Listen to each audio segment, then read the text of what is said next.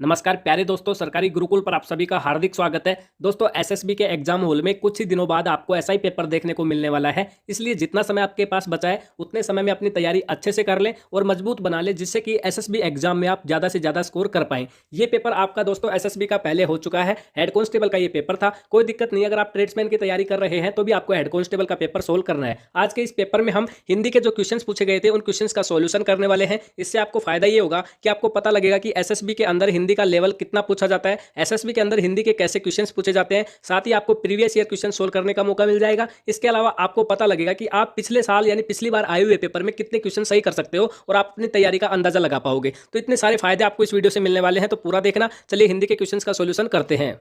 हिंदी के क्वेश्चंस में पहला क्वेश्चन पूछा गया था कि द्विकर्मक क्रिया में, अब देखिए दोस्तों आपको द्विकर्मक क्रिया के बारे में पता होना चाहिए कि द्विकर्मक क्रिया में क्या होता है। द्विकर्मक क्रिया में क्या होता है, जो प्रथम और द्वितीय क्रम होता है वो प्राणीवाचक होता है, ठीक है। तो इसका जो ऑप्शन डी है वो सही जवाब हो जाएगा कि प्रथम और द्वितीय क्रम प्राणीवाचक होते हैं। किसके अंदर होते हैं, द्विकर्मक क्रिया के अंदर होते हैं, ठीक है। चलिए अगला क्वेश्चन करते हैं।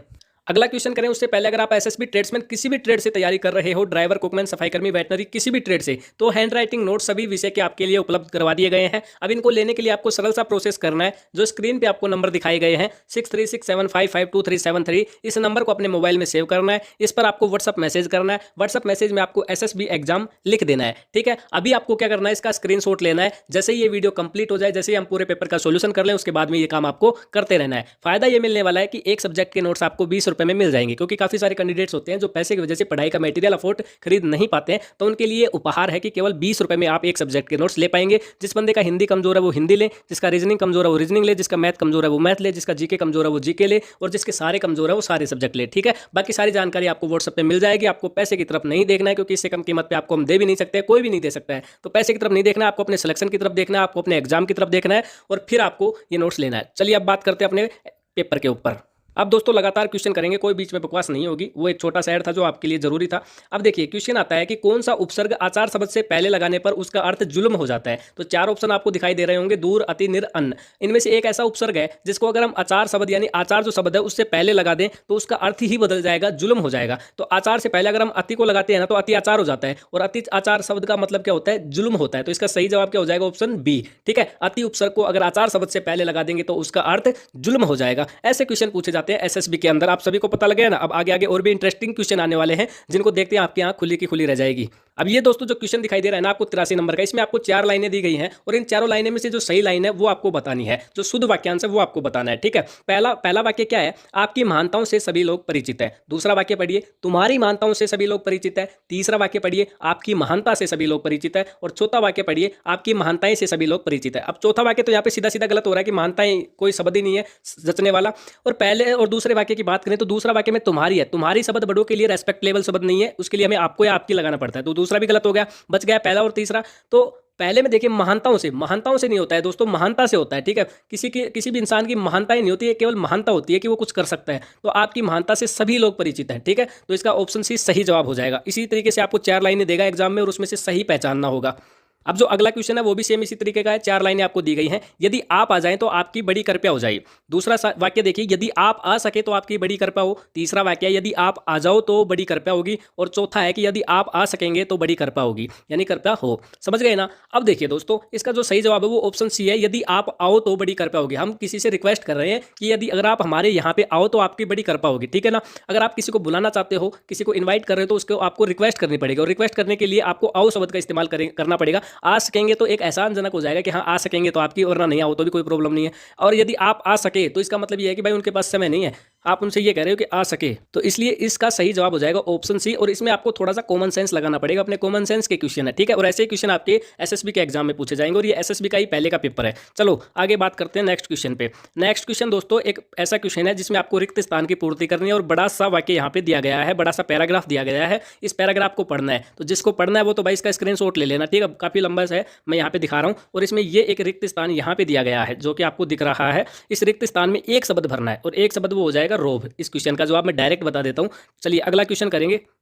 अगला क्वेश्चन करेंगे ना, उससे पहले आप नोटिस को पढ़िए। नोटिस में लिखा हो गया है कि जो 86 और 87वें नंबर का क्वेश्चन है उसमें मोटे रेखांकित अक्षरों के लिए आपको सर्वाधिक उपयुक्त विकल्प को बताना है। अब देखिए क्वेश्चन पढ़िए 86 नंबर का, मोह पे रंग न डारो गिरधारी श्याम। अब कौन कह रहा है? गिरधारी श्याम का मतलब है भगवान श्री कृष्ण। उसको गोपियां कह रही हैं कि मोह पे रंग न डालो, हमारी तरफ ना देखो। ठीक है, तो इसका सही जवाब क्या हो जाएगा? इसका सही जवाब हो जाएगा ऑप्शन सी, चाल ढाल। ठीक है ना, हमारी तरफ चाल ढाल मत डालो गिरधारी श्याम, ये कौन कह रही है? गोपियां कह रही हैं। चलिए अगला क्वेश्चन। अगला क्वेश्चन भी इसी तरीके का है। तिन मह प्रथम रेख जगमोरी दीग धर्म ध्वज धंधक दोरी। तो धंधक दोरी को यहाँ पे हेडलाइन किया गया है, तो धंधक दोरी का मतलब हो जाएगा काम धंधे का दिखाना। ऑप्शन बी सही इस क्वेश्चन का सही जवाब होगा। अब अगला क्वेश्चन कर लेते हैं। अगला क्वेश्चन देखिए दोस्तों, अगला क्वेश्चन करने से पहले आप इसका नोटिस पढ़िए कि 88वें 89वें जो क्वेश्चन है उसमें प्रत्येक प्रश्न में जिस विकल्प के विराम चिन्हों का सही प्रयोग हुआ है उसे चुनना है। यहाँ पे आपको 4 वाक्य दिए गए होंगे, इनमें से आपको देखना है कि कौन से वाक्य में सही विराम शब्द लगे हैं। तो विराम शब्द का टॉपिक से ये आया है। तो देखिए जो तीसरा वाक्य है ना, कह सकते हैं कि, और की के बाद में विराम शब्द लगा हुआ है और लगना चाहिए। वाक्य अनुशासित शब्दों की व्यवस्थित कड़ी है और है के बाद में विराम शब्द लगा हुआ है, तो इसका सही जवाब ऑप्शन सी हो जाएगा। ठीक है, चलिए अगला क्वेश्चन कर लेते हैं। और ये क्वेश्चन भी सेम उसी टॉपिक से है और इसका जवाब आप सभी को बताना है कि कौन से में विराम शब्द सही लगा हुआ है। पहला जो है, मैं मनुष्य में खालिस्तान मतलब कोमा है, मानवता देखना चाहता हूँ, फिर विराम शब्द है, उसे देवता बनाने की मेरी इच्छा नहीं। तो देखिए हूँ के बाद दोबारा से वाक्य शुरू हो रहा है, तो यहाँ पे विराम शब्द नहीं होना चाहिए था, तो ये तो हो गया गलत। चलिए अगला, मैं मनुष्य में मानवता देखना चाहता हूँ के बाद में कोमा लगा हुआ है। ठीक है, तो ये यहाँ पे सही है, मैं उसे देवता बनाने की। अब की के बाद में दोस्तों वाक्य खत्म नहीं हुआ है, लेकिन यहाँ पे कोमा लगा के वाक्य खत्म कर दिया है और मेरी इच्छा नहीं दूसरा वाक्य शुरू कर दिया है, तो ये भी गलत। तीसरा वाला, मैं मनुष्य में मानवता के बाद कोमा लगा दिया, अभी क्या वाक्य खत्म थोड़ी ना हुआ है, वाक्य खत्म होगा हूं के बाद में मैं मानवता देखना चाहता हूं, यहां पे खत्म होता है, तो यहां पे कोमा लगेगा, लेकिन बीच में आ गया, ये भी गलत। मैं के बाद में कोमा लगा हुआ है, मैं के बाद में दूसरा वाक्य शुरू होता है, मनुष्य में मानवता देखना चाहता हूं, तो हूं के बाद में कोमा लगा हुआ है, उसके बाद तीसरा शुरू होता है, उसे देवता बनाने की मेरी इच्छा नहीं, और नहीं के बाद में पूर्ण विराम चिन्ह, मतलब वाक्य खत्म हो गया, तो ये इसका सही जवाब हो जाएगा। ठीक है, ऑप्शन डी इस क्वेश्चन का सही जवाब होगा। ऐसे ही कॉमन सेंस, थोड़ा सा दिमाग लगा के आपको सही जवाब का चयन करना होगा, वरना आपका क्वेश्चन का जवाब गलत हो जाएगा। चलिए अगला क्वेश्चन करते हैं। अगले क्वेश्चन में देखिए क्या लिखा हुआ है, कुकर्मी कुबद्दी कुसंगी कुदास कुलाचारहीन कदाचारहीन। अब इसमें कुकर्मी को, कुबद्दी को, कुसंगी को और कुदास को क्या किया गया है? हेडलाइन किया गया है। अब जो ये हेडलाइन किए गए शब्द हैं ये क्या हैं? ये सभी तत्सम उपसर्ग हैं। क्या हैं? तत्सम उपसर्ग हैं। ठीक है, इसके बाद में अगला क्वेश्चन करते हैं।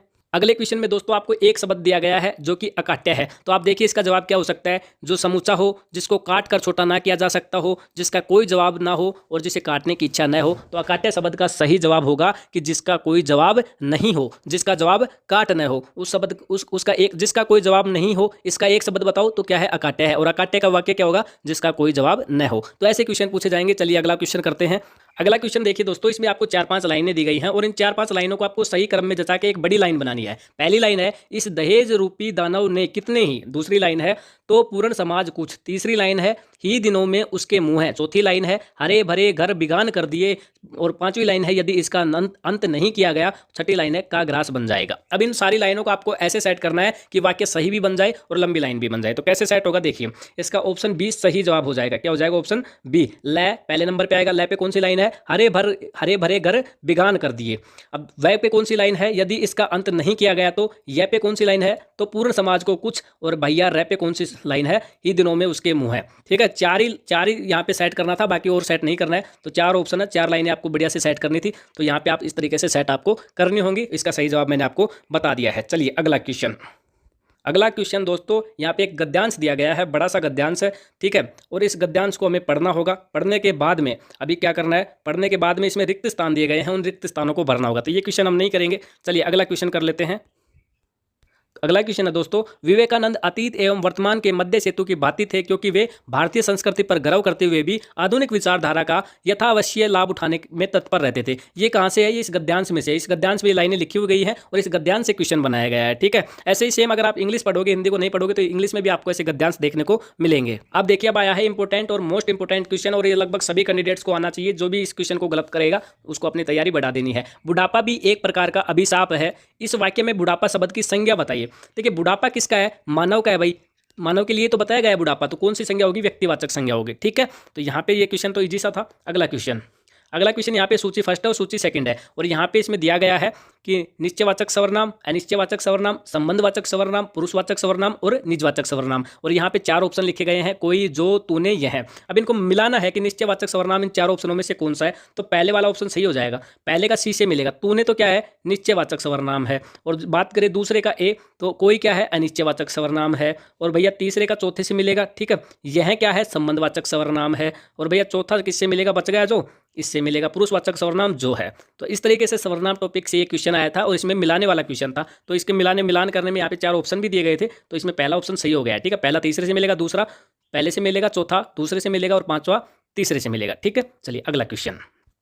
अगला क्वेश्चन भी दोस्तों गद्यांश है। इस गद्यांश में से अपने को लाइनें पढ़नी है और उन लाइनों में से ही फिर क्वेश्चन बनाया गया है। अभी इतना बड़ा गद्यांश है दोस्तों, आप देख सकते हो। इसको अगर वीडियो में पढ़ेंगे तो वीडियो काफी लंबा हो जाएगा, लेकिन क्वेश्चन कर लेते हैं डायरेक्ट क्वेश्चन करेंगे। तो गद्यांश का उचित शीर्षक पूछा है। अभी गद्यांश क्या मैंने पढ़ा नहीं है, लेकिन इसका जो उचित शीर्षक है वो उत्साह का स्वरूप है, जो कि यहाँ पे टिक लगाया गया है, इसलिए हमें हेल्प मिल गई। बाकी इस गद्यांश को पढ़ते तो इसका आंसर भी यही मिलता अपने को, ठीक है। जिसको पढ़ना है वो इसका स्क्रीनशॉट ले सकता है।